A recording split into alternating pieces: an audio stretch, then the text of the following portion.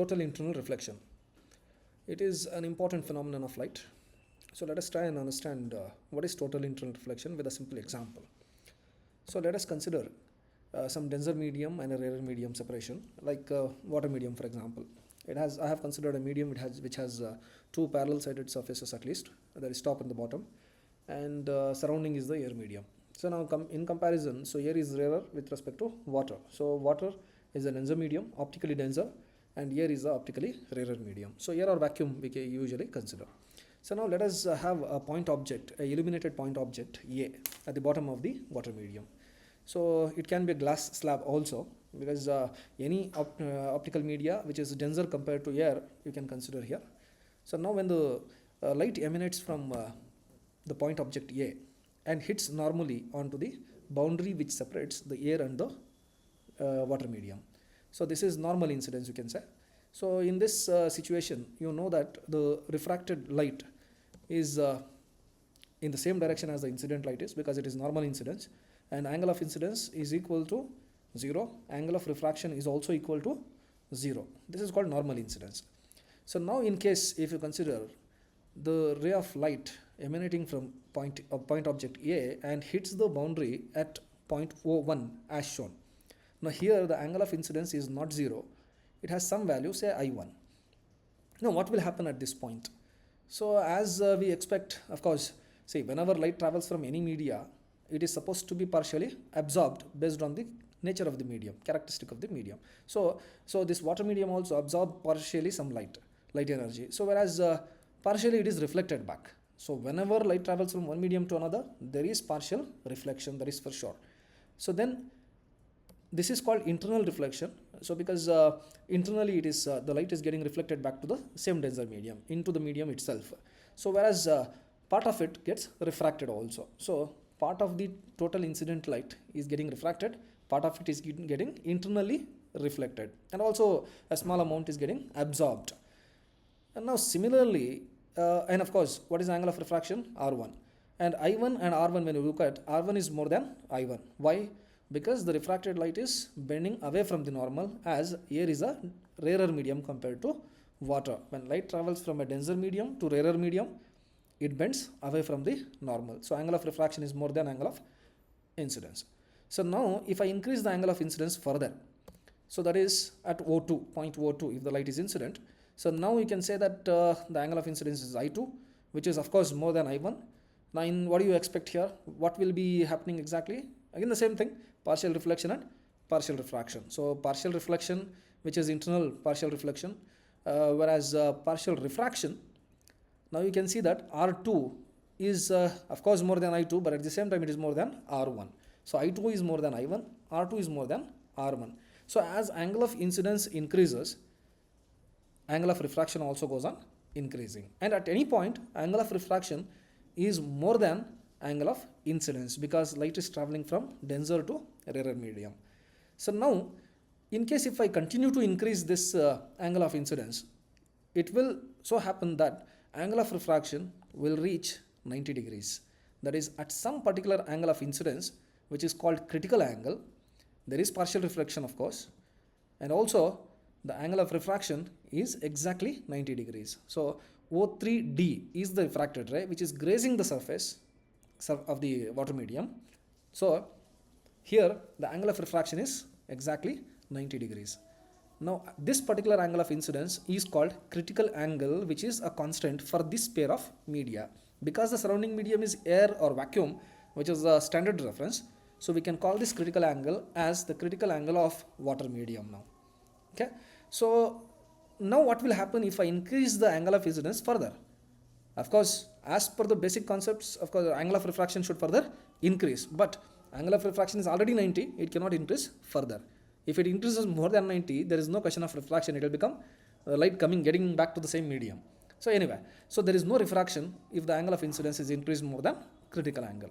Now let us see what happens when the angle is increased further. So here angle of incidence is more than critical angle when the light is incident at point O4. Now what will happen? Of course partial reflection should have been there, but it's not partial now, it is 100% reflection. So no refraction happening, whereas the complete light is getting reflected back to the same medium, that is water medium, and this phenomenon is known as the total internal reflection. So here what is happening, complete light, whatever light is incident, same thing, same light amount of energy, amount of light is getting reflected back into the same medium with minimal losses, we can say. We cannot say that there is no loss at all. The reflected light is totally internally reflected, that is fine, but its energy may not be exactly same as the light which is incident. The reason is there is a small amount of absorption also happening in this water medium or in any other medium also. Like whenever light travels through any medium, there will be partial absorption. So with minimal losses, the light is getting reflected back. So this is called total internal reflection. So in short, if you want to summarize, when light travels from an optically denser medium to a rarer medium, while it undergoes refraction, it also undergoes partial reflection.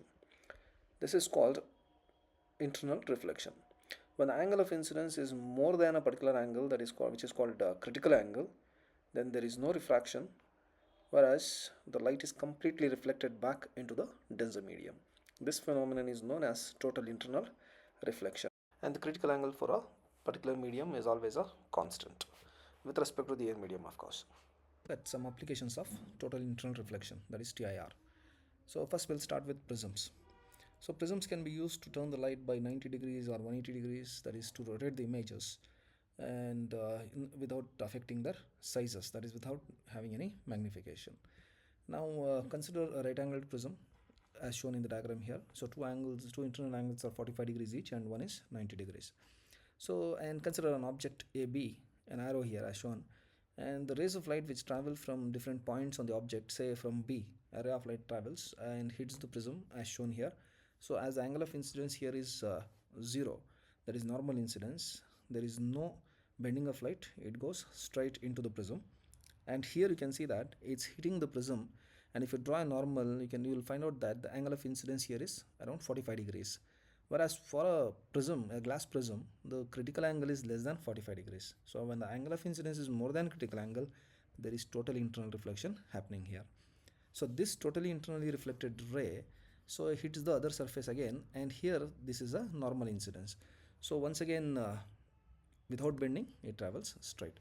Similarly, the ray which travels from point A also suffers similar total internal reflection within the prism and then creates an image as shown here, which is A dash B dash. Now you can see that AB and A dash B dash, when you look at, AB is vertically upward, whereas A dash B dash is horizontal here, means it's the image is rotated by 90 degrees here.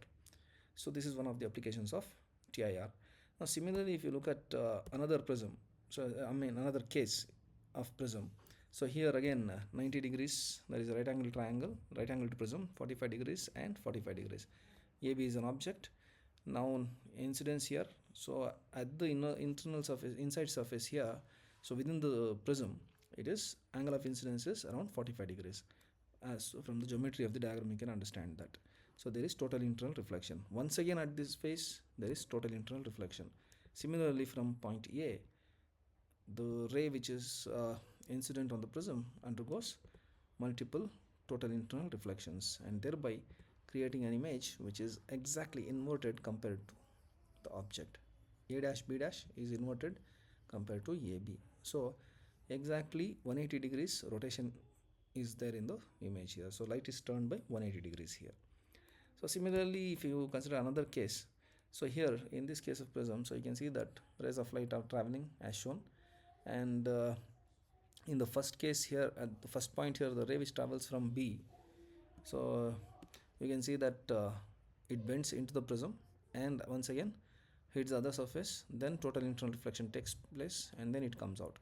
So in this manner, AB is the object, A dash B dash is the image. Now you can see that it is once again 180 degrees rotated. So this is an important application of TIR. So similarly, we have another very important case, that is optical fibers. This is another important application of TIR. Optical fibers are used in communication nowadays, you know that. So transmission of light over long distances without much loss. Now what is it consisting of, and how is it made, and what are the advantages? So let us look at that. So as I told you, optical fibers are thin strands of plastic or glass, and they are used to transfer light over long distances. Now what is it consisting of basically? So it's like a small thin pipe, so thin strand, it's a cylindrical pipe kind of thing. So there is a internal cylinder, which is of higher refractive index, it's called core, whereas the coating is called cladding, and this is of lower refractive index compared to the core. Now when the light is incident at one end of the optical fiber, a refraction occurs. So it's assumed that it's made of some glass or plastic, and when the light is incident, refraction occurs here and it is bent into the fiber. Now when it hits the surface of separation of core and the cladding, as the core is of higher refractive index and the cladding here is of lower refractive index, total internal reflection occurs. As the strand is very thin, it's made sure that the angle of incidence is always more than the critical angle, thereby TIR occurs. So whenever the ray is, after getting reflected once, hits the other surface, it is always going to hit with a angle of incidence more than critical angle, thereby multiple internal reflections happen here. So this multiple TIRs happening will make the light to travel over long distances through the optical fiber and come out of the other end without any losses. So in this way, light can be transmitted over long distances. See, compared to copper fiber, if you look at this, so there is a very low loss. Like for example, in copper cables or aluminum cables, you can see that the cable gets heated up due to the resistance of the cable. So when the current passes through it, electrical signal. So whereas in the case of optical fiber, the information is passed in the form of light beam, and here there is very small absorption of light happening by the medium itself, so which is very less compared to the heating effect in the case of metal cables. So in this way, communication can be achieved very easily and over long distance with minimal losses. So here you can of course, structure, as I told you, it consists of core where light travels, which is higher refractive index, that's the central part, whereas cladding is the outer coating, which is lower refractive index. And the uses are of course telecommunication for fast data transfer in internet and phone networks, and in medical, in endoscopes for internal imaging. I mean, here in this case, so internal body organs, can be seen, images of that can be seen using devices called endoscopes, so where optical fibers are used. So similarly, and what are the benefits actually? Of course, high speed and large data capacity. So bunch of these kind of fibers, thin strands, can be used to transfer information with a very high speed and with the large bandwidth also. I mean, large capacity will be there, and it's much faster because light travels very fast, and it's as I already told you, the heating effect also will not be there. So minimal signal loss, as I said, signal travels long distances without degrading. So these are the applications of optical fibers. Even in decoration, toys and decoration pieces, for show pieces, you will find optical fibers used, where the light is passed through optical fibers, and the ends of the optical fibers are illuminated by the outcoming light, the emerging light. So these are some applications.